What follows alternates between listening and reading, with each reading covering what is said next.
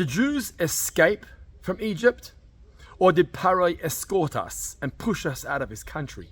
We actually find two different narratives between last week's portion and this week's portion.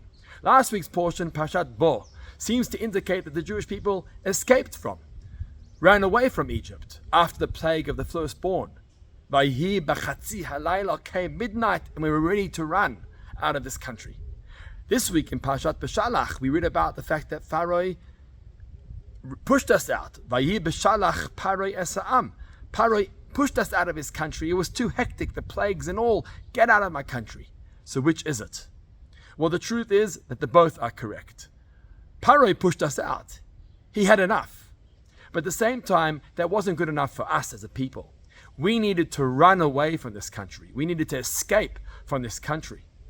Because Egypt represents something a lot deeper than just a nation or a country led by a king.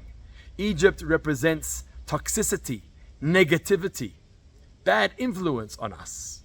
So it's one thing to push us out of his country, but how do we ensure that we push the country of Egypt out of us?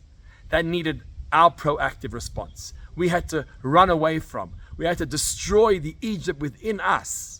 That negativity of Egypt, the influence of the culture of the Egyptians, we had to get rid of that by escaping and by running out of the country. The message is clear and relevant to us too today. If we come across negativity, toxicity, and maybe things that people say around us, or bad influences of fashions and fads around us, we can't just sit back and wait for it to disappear. First of all, it may never disappear. And second of all, even if it does, what do we do about it? How do we get it out of our system?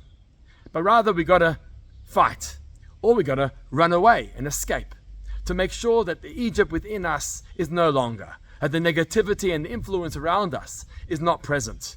We have to deal with it, confront it, and run and divorce ourselves from it so that we can remain free and connected to Hashem, to the Jewish way of life, and to our true values. Shabbat Shalom.